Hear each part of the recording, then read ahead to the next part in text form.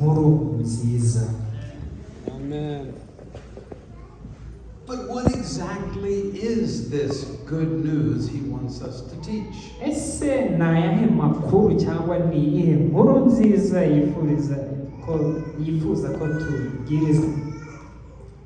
There are lots of things that we can tell people. Hari ibintu byinshi dushobora kubwira abantu. Now, before I go on, I need to tell you something. Mbere yuko dukomeza ariko hari ikintu kimwe nshaka kubanza kubabwira. What you're going to hear this morning is my opinion. Ibyo mugiye kumva ahangaha bihwanye n'imitekerereze yanjye. If you disagree with me, nutabyemera, tell me, umbwire, and I'll pray for you. ubundi ndagusengera. What is the good news? Ese inkuru nziza ni iki? Here's one idea. Hari igitekerezo kimwe. Jesus brings us peace. Yesu atuzanira amahoro. John 14:27. Muri Yohana 14:27 Peace I leave with you. handitse ngo amahoro ndayabasigiye. Turebe gatoya tugereyo. Yohana John 14:27.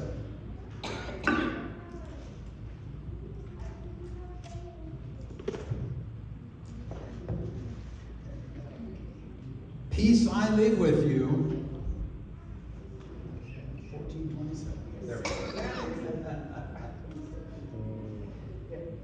Just go ahead and read that verse. mbasigiye amahoro yanjye ndayabahaye.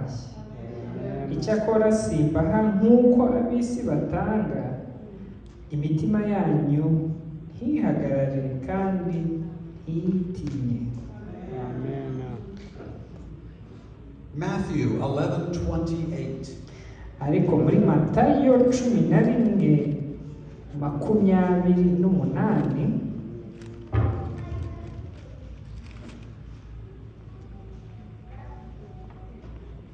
Come unto me, all ye that labor and are heavy laden, and I will give you rest. mwese abarushye n'abaremerewe nimuze musange ndabaruhura. When Jesus was asleep in the back of the boat, Igihe Yesu yari asinziriye mu bwato, and the storm came up, hanyuma umuyaga mwinshi uraza, and the disciples were afraid, abigishwa be bari bafite ubwoba bwinshi cyane. Jesus said, Peace, be still. Yesu yarahagurutse aravuga ati amahoro hagire ituze. Jesus brings peace. Yesu atuzanira amahoro. Is that good news? Ese iyo si inkuru nziza? But is that the good news? Ese iyo niyo nkuru nziza? I don't think so. Ntabwo ariko mbitekereza. So let's try something else. Reka tugerageze ikindi. Some people will teach you Abantu bamwe bashobora kubigisha bati that Jesus brings prosperity. Yesu azana umutungo no gukira. Malachi Muri Malaki 3:10. 3:10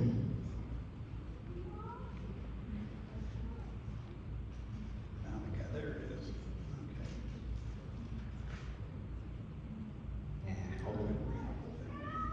Okay. Bring ye all the tithes into the storehouse, that there may be meat in mine house, and prove me now herewith, saith the Lord of hosts, if I will not open you the windows of heaven and pour you out a blessing that there shall not be room enough to receive it.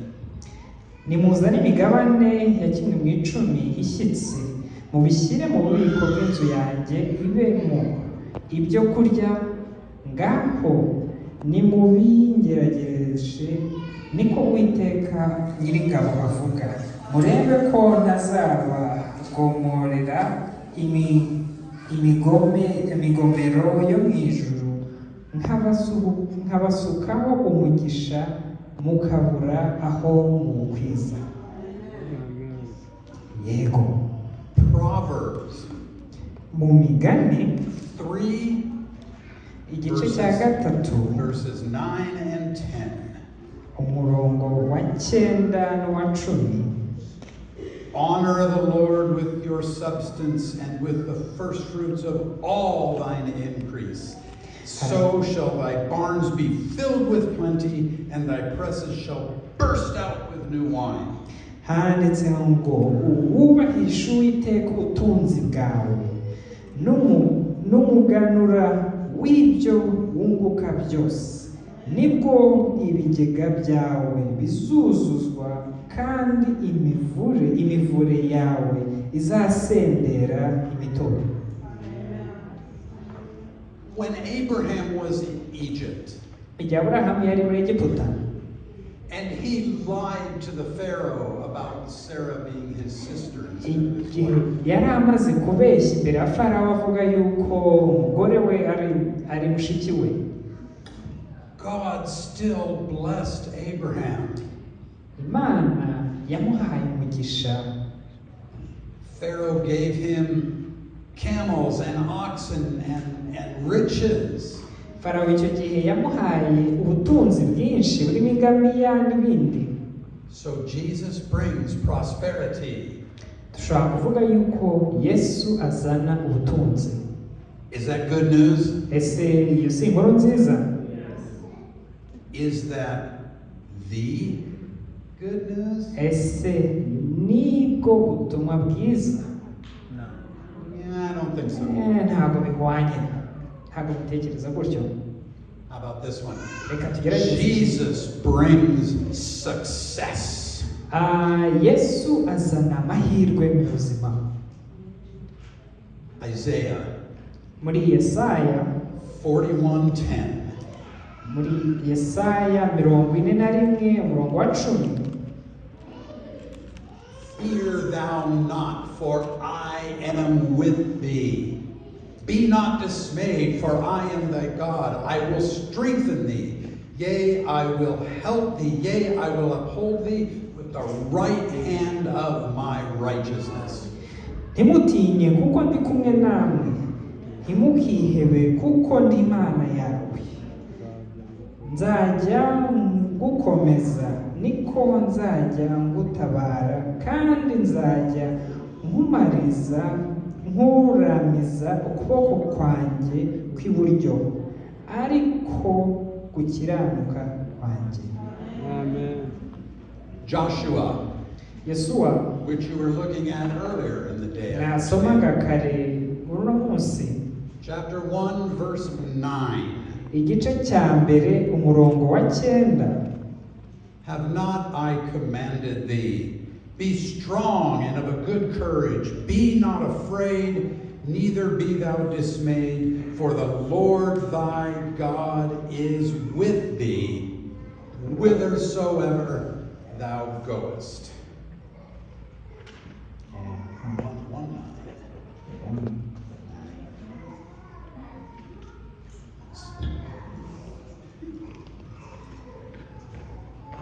Mbese sinjye ubitegetse, nuko komera ushikame, ntutinye kandi ntukuke umutima, kuko Uwiteka Imana yawe iri kumwe nawe aho uzajya hose.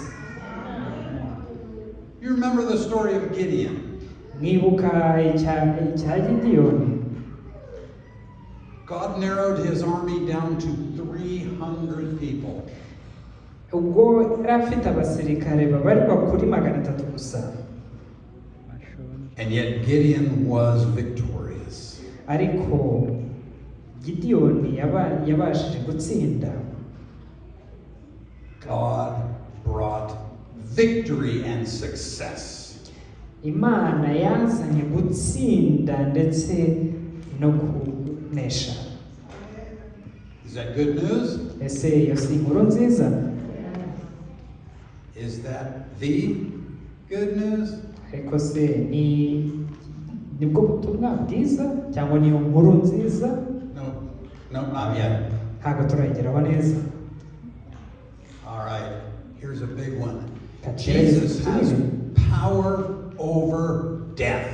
Yesu afite imbaraga kurusha urupfu. Revelation Mu byahishuwe 1:18. 1:18. I am he that liveth and was dead, and behold, I am alive forevermore, and have the keys of hell and of death. Kandi nk'uko ndi uhoraho, icyakora nari narapfuye, ariko none dore mporaho iteka ryose, kandi mfite imfunguzo z'urupfu n'iz'ikuzimu. Okay. One more, John 5:25.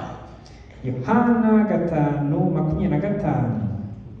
Verily, verily, I say unto you, the hour is coming, and now is, when the dead shall hear the voice of the Son of God, and they that hear shall live. Handitse ngo ni ukuri ndababwira yuko igihe kije ndetse kirasohoye ubwo abapfa bumva kandi bazumva ijwi ry'umwana w'Imana n'abaryumvise bazaba bazima. When Jesus came to the tomb of Lazarus, Igihe Yesu yaraje ku gituro cyarimo Lazaro, Lazarus had been dead for 4 days. icyo gihe Lazaro yaramaze iminsi 4 apfuye. But when Jesus said, Lazarus, come forth, Igihe Yesu yamuhamagaraga ati Lazaro sohoka, Lazarus was alive again. Lazaro yari muzima nanone. Jesus has power over death. Yesu yanesheje urupfu. Is that good news? Ese iyo ni inkuru nziza nayo? I need you on that one Aho anymore. sinanagukeneye nawe. Is it the good news? Ese niyo nkuru nziza? No. Oya. Okay. This has got to be it. Ibi ngibi noneho niho tugezemo. Jesus was born. Yesu yaravutse.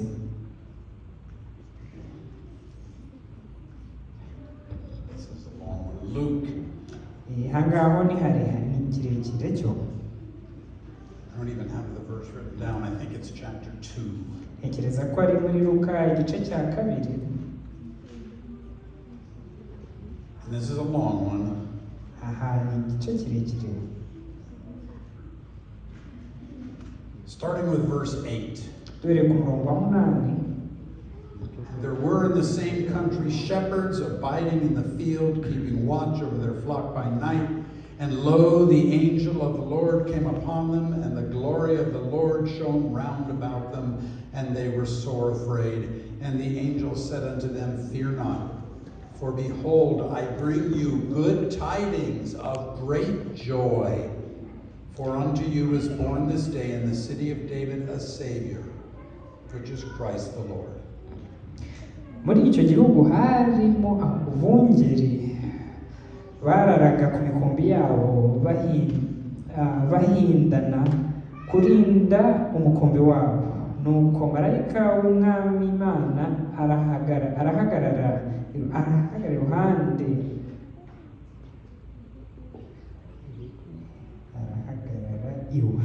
Ubwiza bw'umwami burabagirana bubagota impande zose, bagira ubwoba bwinshi. Marayika arababwira ati ntimwitinya, dore ndababwira ubutumwa bwiza bw'umunezero mwinshi uzaba ku bantu bose, kuko umunsi umukiza abavukiyemo mu murwa wa Dawidi uzaba Kristo umwami. The angel said, I bring you good tidings. hano umumarayika yaravuze ati mbazaniye ubutumwa bwiza. Is that good news? Ese ubwo ni bwa butumwa bwiza turimo twibaza? But it's still not the good news. Ariko ntabwo ari bwa butumwa bwiza turimo dushaka. Sorry. Mwihangane. Jesus died for us. Yesu yaradupfiriye. That's gotta be it, right? Byagakwiye kuba ari ubutumwa bwiza. For God so loved the world Kuko Imana yakunze abari mu isi cyane that he gave his only begotten Son, byatumye itanga umwana w'ikinege that whosoever believeth in him kugira ngo umwizera wese should not perish, adapfa but have everlasting life. ahubwo ahabwe ubugingo buhoraho. Is that good news? Ese iyo ni inkuru nziza? Is that the good news? Ese ni ya nkuru nziza turimo dushaka? I think there's something even better, so I'm going to say no. Ntekereza ko turi hafi kugeraho ariko ndavuga oya n'ubu ngubu. Okay, how about this? Katugerageze. Jesus rose again. Yesu yarazutse nanone. Oh, that's wonderful news. Ubu ni ubutumwa bwiza, ni inkuru nziza. You remember Mary at the tomb? Ese mwibuka Mariya ku gituro cya Yesu? She said, my Lord's body is missing and I don't know where they've taken him. Ati mukiza wanjye yabuze sinzi aho bamutwaye bamwibye bamutwara. And Jesus just said, Mary. Ariko Yesu aravuze ati Mariya. And she knew who it was. Yarazi uwo Yesu yari w'icyo gihe. Yahise amenya uwo Yesu ari w'icyo gihe. A risen Jesus. Is that good news? Yesu wazutse, ese ubwo ni ubutumwa bwiza? Is it the good news? Ese ni ubutumwa bwiza? I'm still going to say no. N'ubu ndahakana yuko atari ubutumwa bwiza.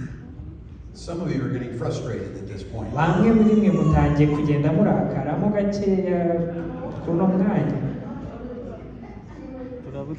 Some of you in your minds are saying, just tell us already. Abandi bati tubwire umaze gutinda. But not yet. Ariko ntabwo igihe kiragera. Jesus is interceding for us in heaven. Yesu ari kudusabira mu ijuru. Now, some people picture this Abantu benshi bakunze kubitekerezamo mu buryo gutya. as Jesus saying, please, Father, don't kill them. I died for them. Ati data ntubice narabapfiriye. But I don't see it that way. Ariko siko njye mbibona.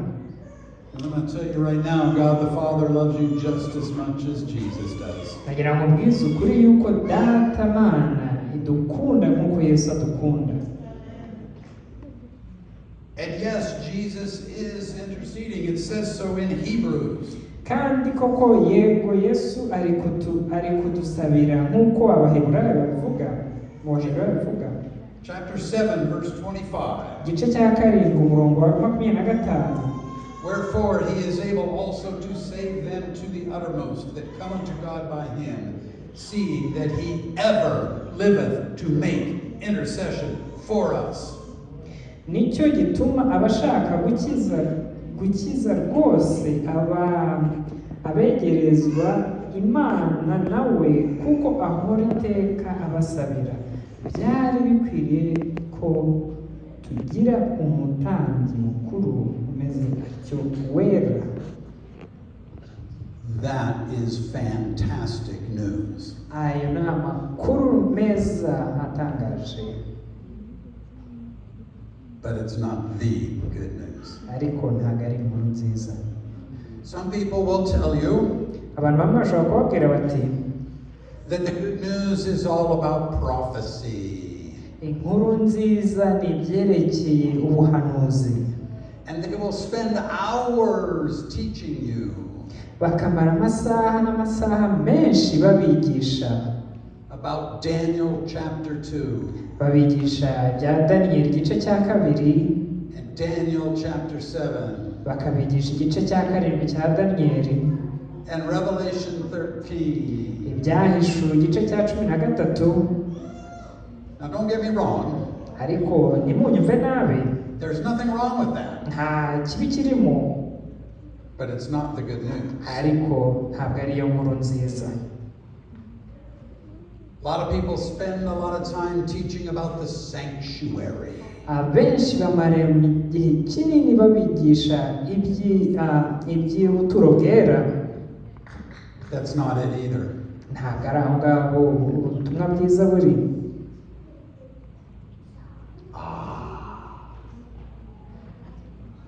The seventh day is the Sabbath. Umunsi wa karindwi ni isabato. It's got to be it, right? Bwagakwiye kuba aribwo butumwa bwiza. Do you believe that? Ese murabyemera? Thank you. Yego, murakoze.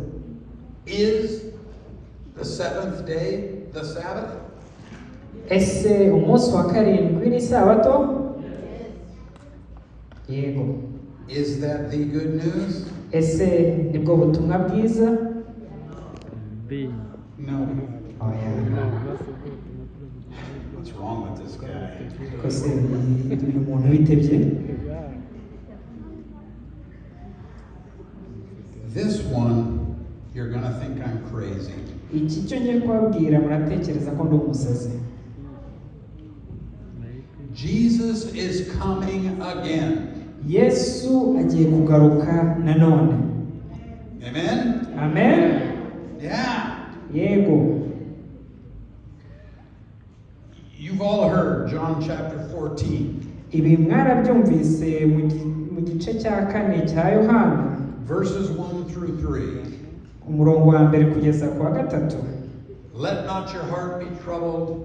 Ye believe in God, believe also in me. In my Father's house are many mansions. If it were not so, I would have told you.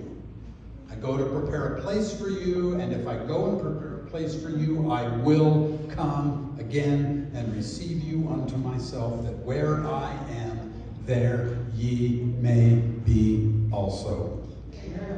Muhagarike imitima yanyu, mwizere Imana yanjye, munyizere. Mu rugo rwa Data harimo amazu menshi, yaba adahari mbabwiye ko mbabwiye, kuko ngiye kubategurira ahanyu, kandi ubwo ngiye kubategurira ahanyu nzagaruka mbajyane iwanjye, ngo aho ndi namwe mubeho, kandi aho njya ni inzira murayizi. Inzira murayizi. Don't hate me. Ntimunyange. But that's not it either. Ariko ntabwo ari yo nkuru nziza. All right. I'm not going to keep you in suspense any longer. Ntabwo bukomeze kubicisha amatsiko cyane. I'm just going to tell you what I think the good news is. Ngiye kubabwira icyo ntekereza ubutumwa bwiza cyangwa se inkuru nziza yariyo. Are you ready? Muriteguye? Sitting down? Mwicaye hasi? Here it is. Dore uko umeze. Brace yourself. Mwitonde.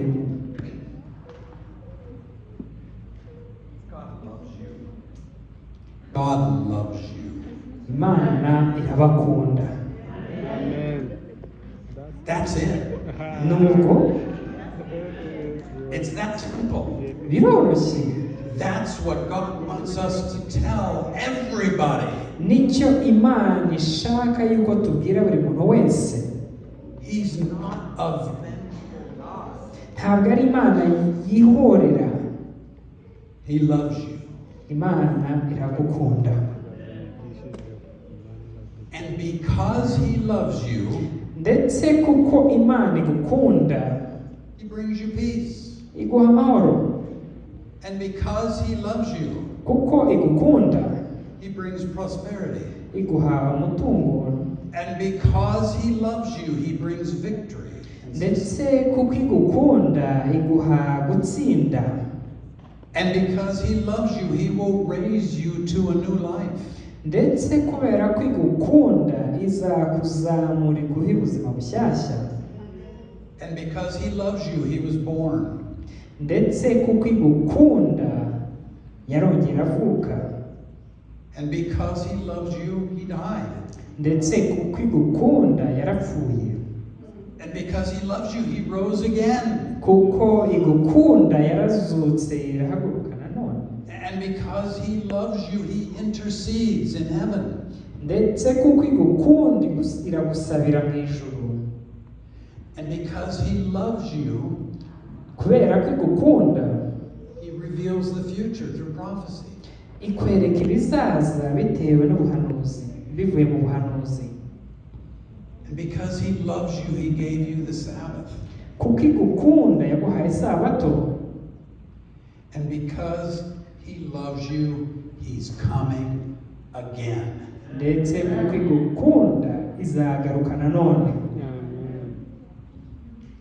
All of this because he loves you. ibi byose ni ukubera ko igukunda.